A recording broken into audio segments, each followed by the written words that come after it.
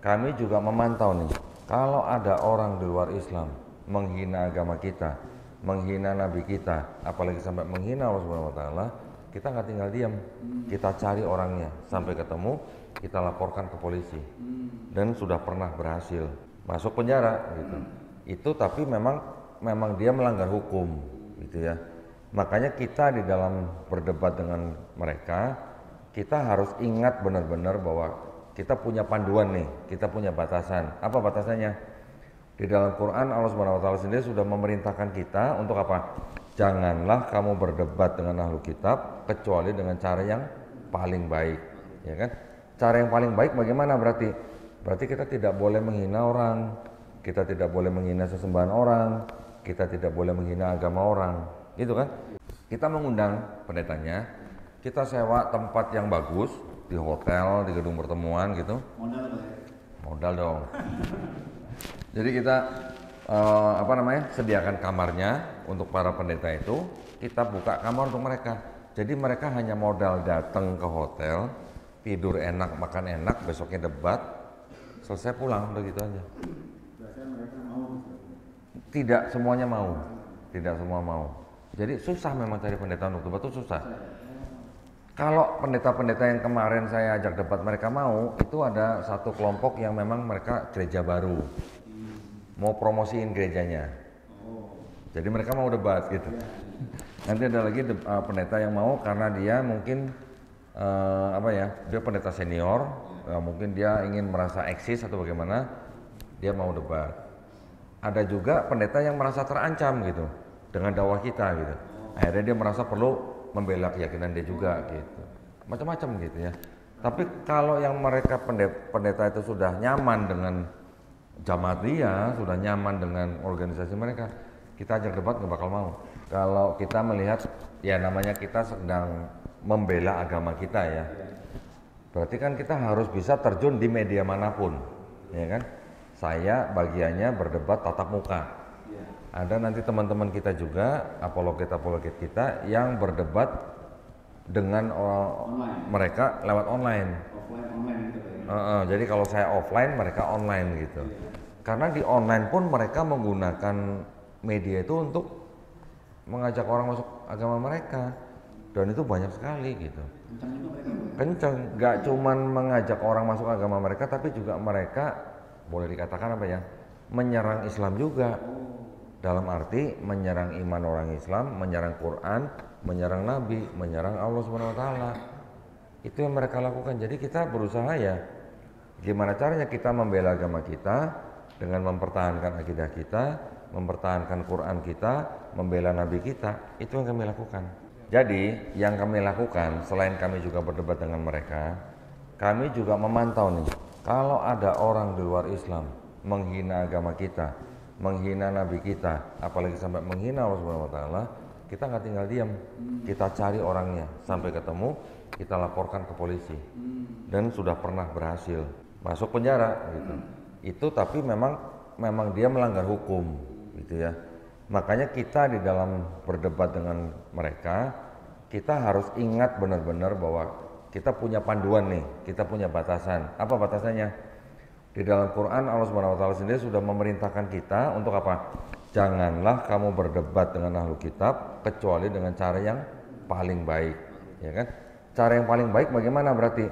Berarti kita tidak boleh menghina orang, kita tidak boleh menghina sesembahan orang, kita tidak boleh menghina agama orang, gitu kan? Allah Subhanahu Wa Taala juga memerintahkan kita untuk tidak menghina sesembahan mereka. Karena kalau kita menghina sesembahan mereka akan menghina Allah Subhanahu Wa Taala tanpa pengetahuan. Itu yang kami jaga gitu, ya. Jadi kita melakukan perang pemikiran ini sebenarnya sama dengan yang dilakukan Nabi Muhammad SAW beserta sahabat-sahabatnya, sama dengan yang dilakukan dengan ulama-ulama kita zaman dulu, dari zaman-zaman pertengahan. Imam Ghazali juga melakukan hal yang sama, perang pemikiran kan. Itu sampai sekarang masih ada dan tidak akan pernah selesai. Target kita bukan pendeta, target kita hanya kita menyampaikan argumen untuk ditonton orang. Tadi kita bilang kan. Jadi bukan menang kalah kok ya? Bukan, debat itu bukan mencari menang kalah ya. Debat itu tidak ada menang kalahnya. Kenapa? Karena satu, tidak ada jurinya. Iya kan? Kedua, tidak ada skornya. Nah, bagaimana mau dibilang menang kalah gitu. Tetapi debat itu kan untuk dinikmati yang menonton yang bisa menilai argumen mana yang lebih masuk akal. Kan begitu harusnya. Jadi tujuan kita berdebat itu adalah untuk menyampaikan argumen, hujah, ya, baik itu dari kitab mereka, baik dari Quran dan sebagainya, untuk kita bisa menyampaikan kebenaran dan mengajak mereka untuk bertauhid. Itu aja sebenarnya tujuannya. Masalah nanti efek sampingnya nih, kemudian ada yang bersahadat dan segala macam, itu bukan urusan kita, itu bonus gitu. Tapi saya pernah berdebat, setelah selesai debat ada ibu-ibu minta disadatin. Jadi ya karena untuk menghormati lawan debat kita, ya pendeta kan kita persilakan untuk pulang dulu kan. Pendetanya dua, yang satu pulang, satu nggak mau pulang. Loh, kenapa bapak nggak mau pulang? Saya mau lihat orang bersyahadat katanya. Saya belum pernah lihat orang syahadat katanya. Ya sudah, saya tanya, nggak sekalian pak? Ketawa, hehe gitu doang. Kita sudah berteman baik gitu ya dengan mereka, kita cuek-cuek aja. Ada pendeta datang ke studio kita juga ada, ngobrol. Pak, gimana? Mau sekalian syahadat? Hehe gitu aja panjang. Nah, jadi ya di dalam kami melakukan dakwah kami dengan cara seperti itu, kami tetap menjalin hubungan baik dengan mereka. Jadi bukan berarti kita menghina-menghina, enggak. Apa yang kami buka di sini ya semuanya harus ada literasinya, harus ada dokumennya gitu ya, tidak boleh asumsi gitu.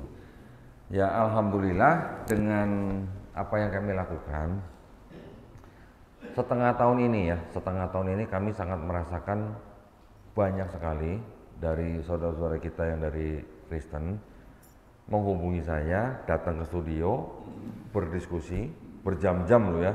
Ada yang 1 jam, ada yang 3 jam, ada yang sampai 7 jam. Oh itu mau datang aja ya? Iya, ya mau nggak mau saya layanin gitu.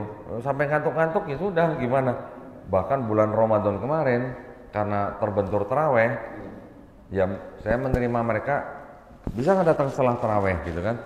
Kalau siang-siang puasa bicara 3 jam kan lumayan juga, tenggorokan kering gitu ya.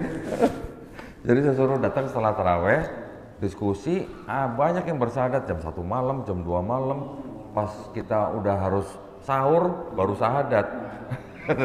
Ya mau nggak mau kita harus layanin begitu. Nah itu yang bisa kami lakukan untuk mereka yang mau masuk Islam, karena kita memang buat yayasan untuk membantu orang yang mau masuk Islam gitu.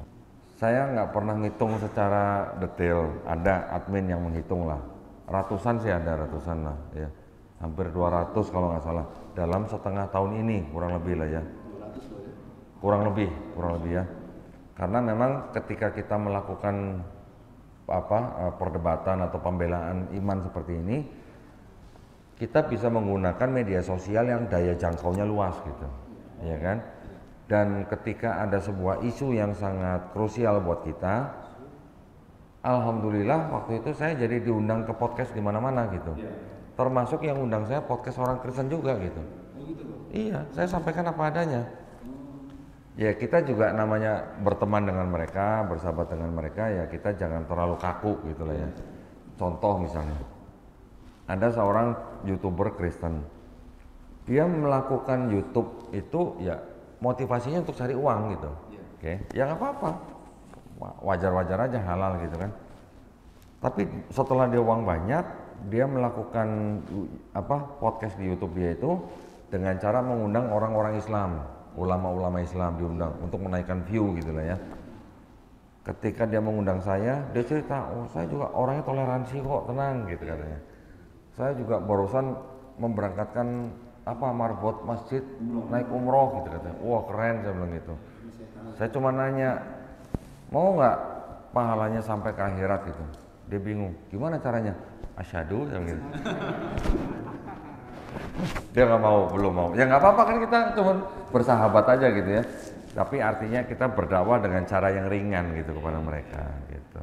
Kalau untuk orang yang datang ke studio, saya juga ketika mereka bertanya, ketika mereka sedang cari kebenaran, yang saya buka di depan mereka Bible dulu. Quran saya nggak buka. Setelah mereka mengakui ada kesalahan di sini, setelah mereka mau mengenal Islam, baru saya bukain Quran.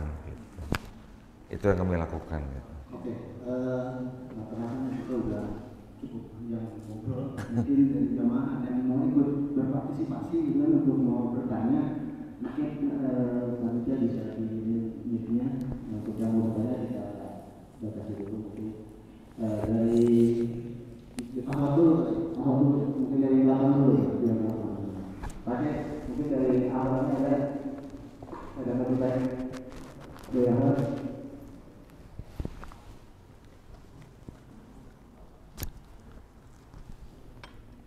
Ada, kita lebih mungkin dari yang depan ini. Sebutkan nama Pak. Assalamualaikum warahmatullahi wabarakatuh. Waalaikumsalam warahmatullahi wabarakatuh. Tadi sebenarnya Ustaz, Jangan dipanggil Ustaz.